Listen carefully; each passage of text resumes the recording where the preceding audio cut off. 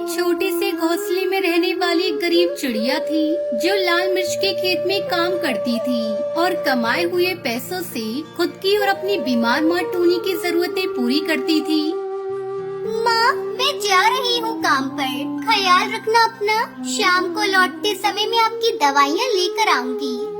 ऐसा कहते हुए टुनटुनी काम पर चली जाती है। वहाँ पर टुनटुनी चिड़िया पेड़ों को पानी देती है और जो मिर्ची अच्छे से लाल हो जाती है उन्हें तोड़ के टोकरी में भरती है।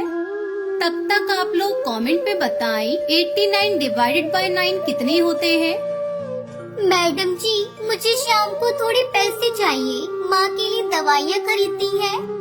ठीक है टुनटुनी, शाम को घर लौटने से पहले एक बार मुझे याद करना, मैं तुम्हें पैसे दे दूंगी। उस खेत की मालकिन बबली कबूतरी एक बहुत ही अच्छी कबूतरी थी और वो हमेशा ढेर सारा मेकअप और लाल लिपस्टिक लगाकर रहती थी। टुनटुनी चिड़िया को उसके लाल लिपस्टिक को देखकर हर बार हैरानी होती थी, इसलिए वो उस बार अपनी मैडम से पूछ ही लेती है। मैडम जी, क्या मैं आपसे एक सवाल पूछ सकती हूँ? आपके होठ इतने लाल कैसे रहते हैं हमेशा? क्या आप ढेर सारे सेब खाती हो? टुनटुनी चिड़िया की बात सुनकर बबली को हंसी आ जाती है और वो मुस्कुराते हुए कहती है मेरे होठ सेब खाने की वजह से लाल नहीं होते हैं, वो मैं लिपस्टिक लगाती हूँ इसलिए लाल होते हैं बेटा। ऐसा कहते हुए वो टुनटुनी चिड़िया को अपने बैग से लिपस्टिक निकाल कर देती है। इसे तुम रख लो बेटा और सिर्फ खास मौकों पर ही लगाना, ये बहुत महंगी होती है इसलिए कह रही हूँ। ठीक है मैडम जी। इतना कहकर टुनटुनी चिड़िया उस लिपस्टिक को अपने पास रख लेती है और काम पर लग जाती है। शाम को टुनटुनी चिड़िया दवाइयाँ लेकर घर लौटती है और अपनी माँ को लिपस्टिक दिखाकर खुश होने लगती है। तब टुनटुनी चिड़िया की माँ उससे कहती है, तुम्हारे नाना जी दुनिया के हर देश में घूमकर कपड़ों का व्यापार करते थे। उन्हें किसी ने ऐसे ही मजाक में कुछ बीज दिए थे और कहा था उन बीजों से लिपस्टिक की खेती कर सकते हैं, और तुम्हारे नाना जी ने वो बीज मुझे लाकर दिए थे। माँ, क्या आपने उन बीजों से खेती की थी? क्या सच में लिपस्टिक के पेड़ लगे थे माँ?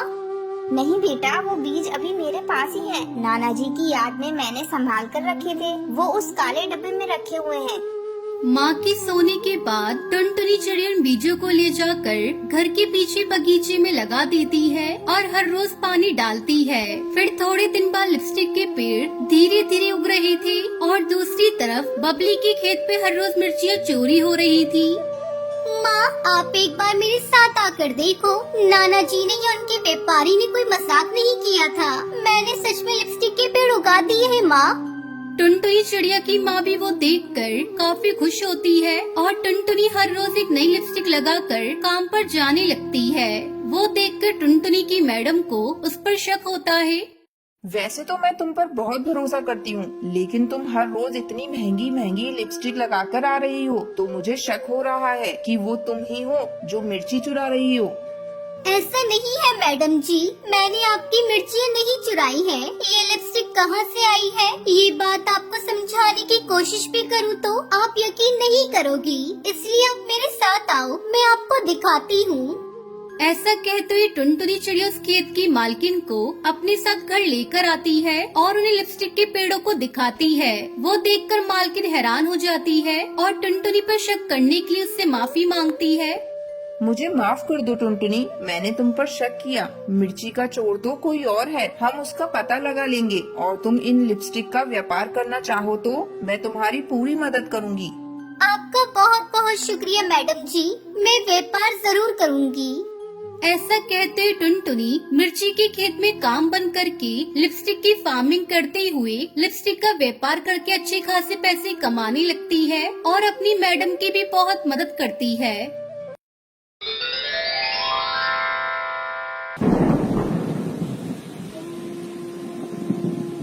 टुनटुनी चिड़िया की 3 बेटियां थी। टुनटुनी बहुत बीमार हो गई थी, पर उसकी बेटियां उसकी अच्छे से देखभाल करती थी, पर टुनटुनी की सेहत में कोई सुधार नहीं आया। बच्चों, मेरे पास अब ज्यादा समय नहीं है, मुझे माफ कर दो बच्चों। मैं तुमसे दूर जा रही हूँ। इतना सुनकर तीनों बेटियां रोने लगी और कहने लगी, माँ, तुम हमें छोड़कर चली जाओगी तो हम तुम्हारे बिना कैसे रहेंगे? लेकिन टुनटुनी ने कोई जवाब नहीं दिया, क्योंकि टुनटुनी इस दुनिया से जा चुकी थी। तीनों बेटियां बहुत दुखी हुई और बहुत रोई। तीनों बेटियों ने अपनी माँ का अंतिम संस्कार किया और घर लौट आई। तीनों बेटी अपनी माँ के बारे में ही सोच रही थी, तभी उनका चाचा वहाँ पहुँचा। तब तक आप लोग कमेंट पे बताएं, इंडिया का नेशनल एनिमल कौन है? अरे ओ टुनटुनी, कहाँ है तू? बाहर निकल। चाचा, माँ तो इस दुनिया में नहीं रही, वो तो चल बसी। क्या? टुनटुनी चल बसी? ये कैसे हो गया भगवान? चाचा, जो होना तो हो गया, अब तो आगे ये सोचना है कि हमें क्या करना है।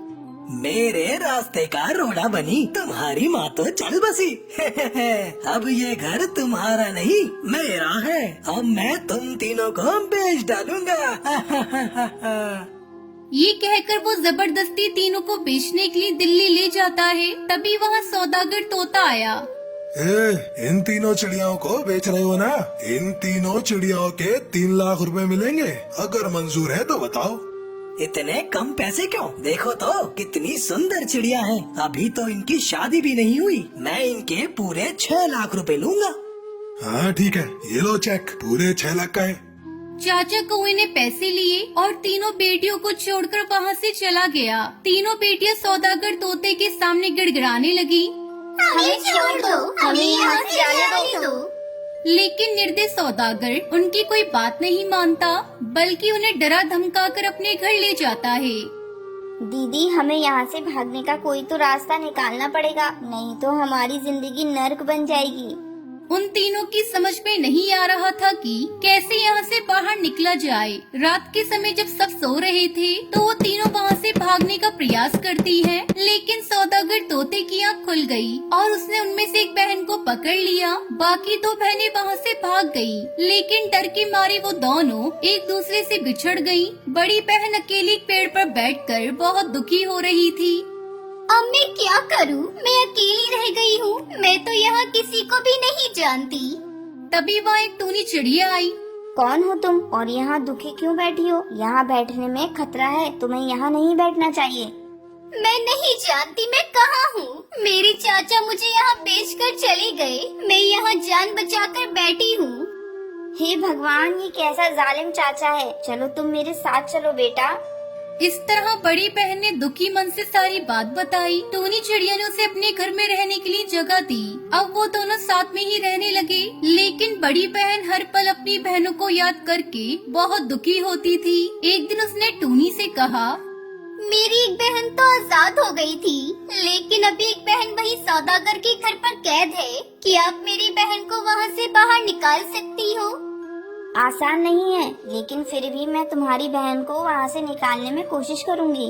कुछ दिन यूं ही बीत गए, लेकिन टूनी चिड़िया कुछ नहीं कर पा रही थी। इसलिए उसने पुलिस स्टेशन जाकर रिपोर्ट लिखवाई। उसने सारी बात इंस्पेक्टर कौवे को बताई। तुम फिक्र मत करो, मैं तुम्हारी बहन को जल्दी ही वापस लाऊंगा। इंस्पेक्टर कौवा उस जगह पहुंचा और सभी चिड़ियाओं को वहां से बाहर निकाला। दोनों बहनें मिलकर बहुत खुश हुई। दीदी, मुझे पता था आप मुझे यहाँ से बाहर जरूर निकालोगी। दीदी, मैंने यहाँ बहुत अत्याचार सहे हैं। जो हुआ उसे भूल जाओ बहना। अभी हमें अपनी बहन को भी ढूंढना है, फिर हम वापस अपने घर चले जाएंगे। इंस्पेक्टर कौवा, टूनी चिड़िया और दोनों बहनें अपनी बहन की तलाश के लिए निकल पड़े। कई दिनों के ढूंढने के बाद उन्हें उनकी बहन मिल गई। दीदी, आप इतने दिन कहाँ थी? मैंने बहुत इंतजार किया आपका दीदी। हमें तुम्हारे चाचा का भी पता चला, वह एक दुष्ट पक्षी है। अब तुम लोग ही बताओ, क्या हम उसे पकड़कर जेल में बंद कर दें? उसने हमें पैसों के लिए बेच दिया। उसे कड़ी से कड़ी सजा मिलनी चाहिए, तभी हम अपना जीवन शांति से जी पाएंगे। टूनी चिड़िया ने उन्हें विश्वास दिलाया कि वो उनके चाचा को जेल में बंद करवा देगी और उन्हें ट्रेन से उनके घर वापस भेज दिया। वो सब खुशी खुशी तीनों साथ में रहने लगी।